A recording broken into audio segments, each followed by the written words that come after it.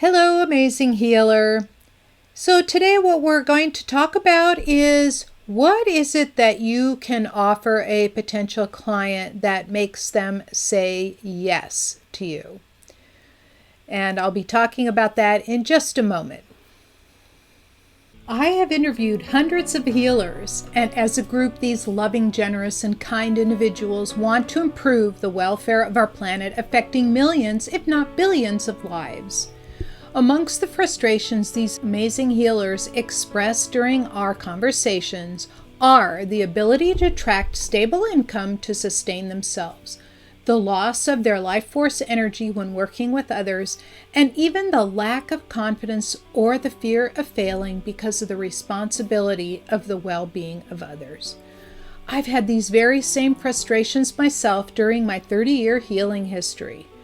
When the calling to heal got so strong, I had to retire from my 40-year physics career. I needed to replace my six-figure salary fast. Standard sales and business techniques didn't always work for me as a highly sensitive introvert. Through trial and error and studying with many coaches, I developed a 4-step system that replaced my salary within 5 months. I've helped others develop their successful healing businesses, and I can help you too. I'm Dr. Anastasia. Chopelas. Listen in to discover more. Welcome back. This is Dr. Anastasia Chopelas, and in today's topic, I'm going to talk about what it is that you could possibly offer a potential client. And what I mean by that is that there are so many offers that you probably could make, right? You have a lot of tools under your belt. And these tools could be potential.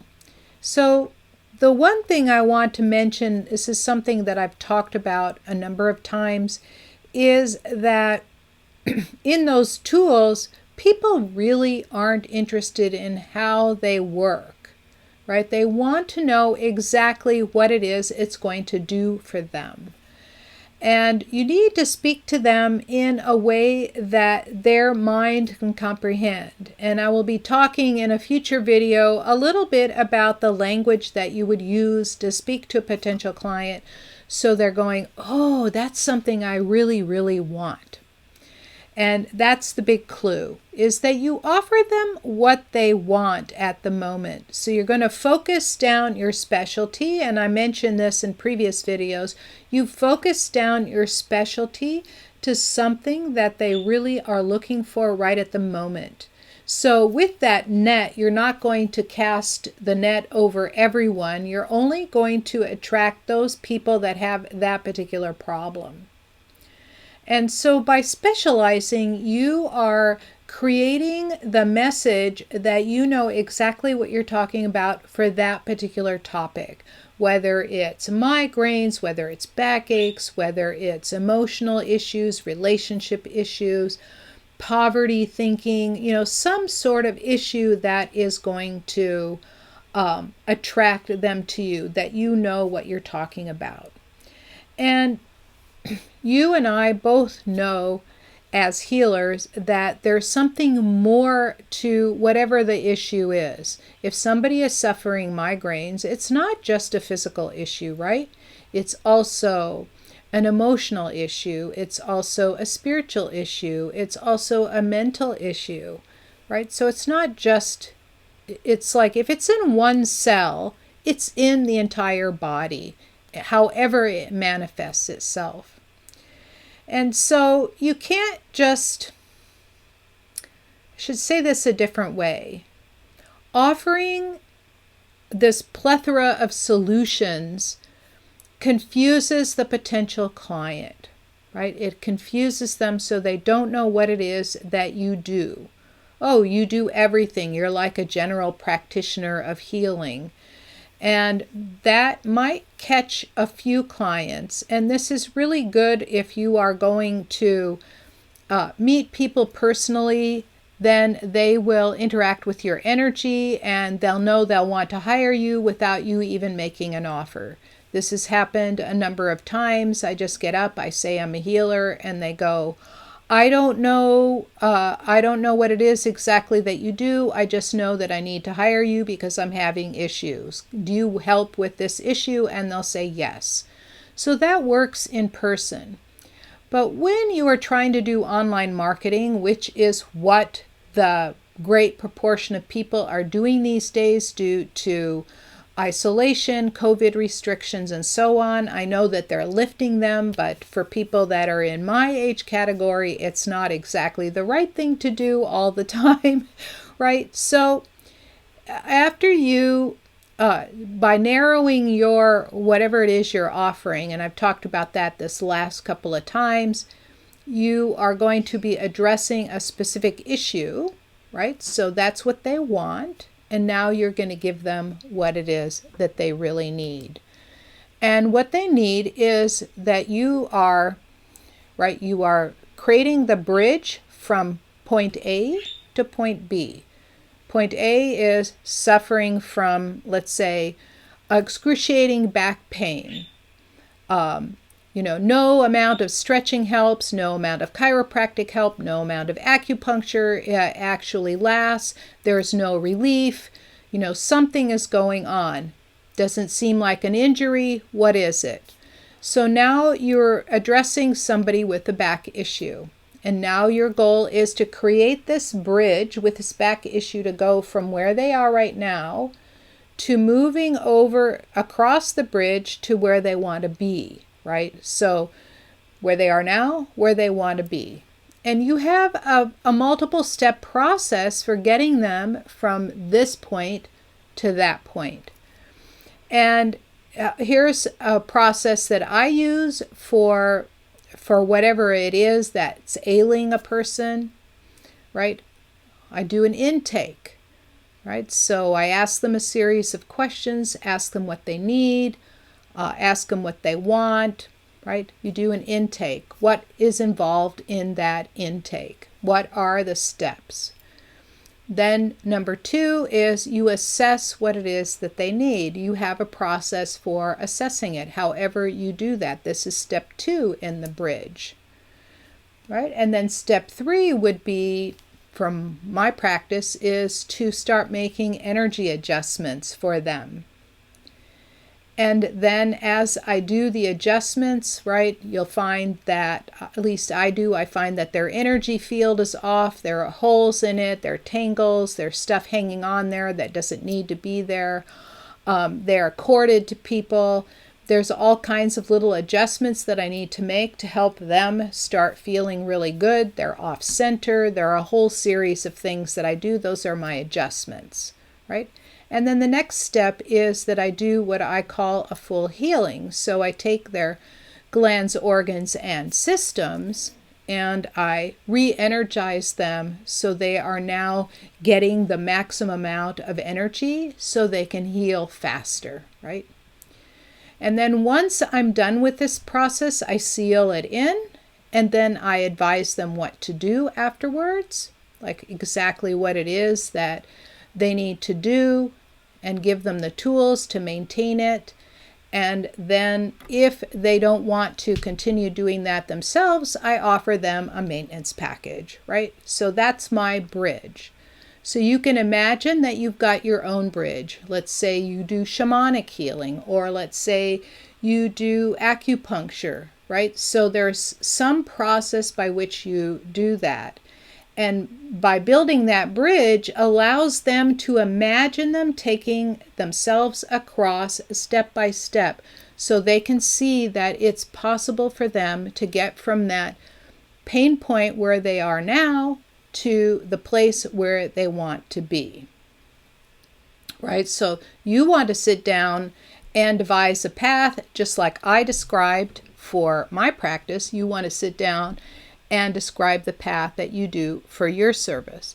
And in that intake, let's say maybe the pre-intake would be having an assessment conversation or a sales conversation to find out exactly what it is that they're looking for and whether you are a good fit, whether you can provide that service, or whether you need to refer them elsewhere, right? And this is also where you do the price agreement and so on, right? So in the end, right, the exercise for defining the path is state clearly what it is your ideal client is looking for, and write down 5 to 10 issues that they complain about that you could really help them with. Now write down the 4 to 7 step process that you'll take them to cross the bridge, and then write down a few components for each step. So now you have exactly what it is. So when they talk to you, you have exactly what it is that they need to know in order to engage with you and hire you. And make sure that you emphasize what the happily ever after is going to look like, because that's what they're really looking for. Right? And you need to have these steps in palatable sentences so they know exactly what it is that you are doing for them. And one of the questions that comes up often is that some of the healers will say, well, I'll describe the process that I take them through, but then they go, I don't see how that could possibly work. That just seems too out there for me. So I'm going to give you a hint, is that all energy healing, no matter what the modality, no matter what it is that you're doing, all energy healing has a scientific basis, right? So let's look at shamanic healing. We use symbols a lot in shamanic healing.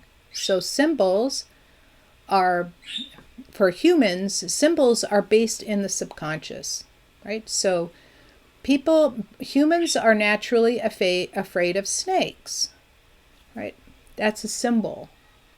Snake in the grass. You could be looking at a water hose in the grass, but you'll immediately have this fear reaction from that.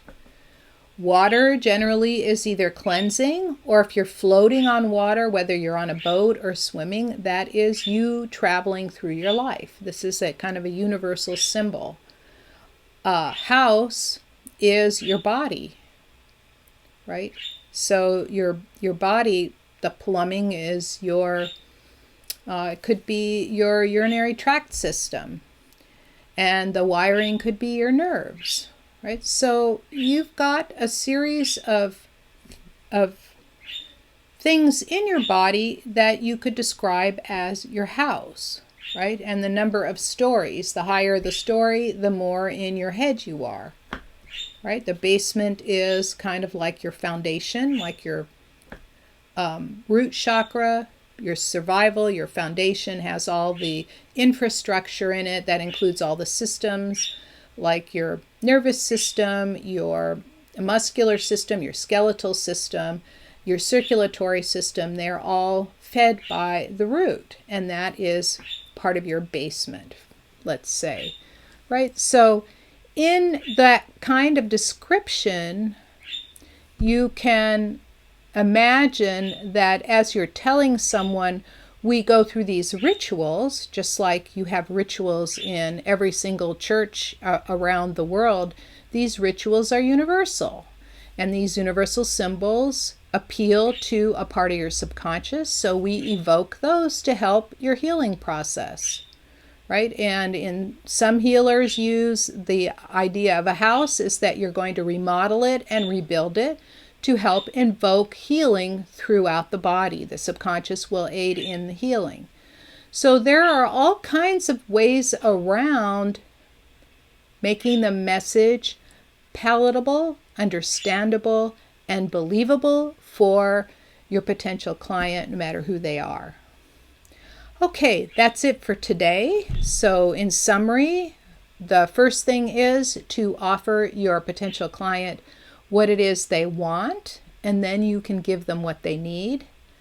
Next, you want to build a bridge from where they are now to where they want to be, and you have to be clear on both sides of the bridge so you know exactly what steps to put in between, and defining that for yourself is going to help really build your business. And then last is to make it in a language that people understand. Focus on the results and not the process. Okay, that's it for today. I will see you next time. Thank you for spending your valuable time with me. If you found this message helpful, please subscribe to my channel, give me a thumbs up or a 5-star rating, and share it with your friends. To discover more about the 4-step system for attracting a generous income as a healer or an intuitive coach without burning out, sign up for my free training at www.highpaidhealers.com. I look forward to seeing you there and in the next video.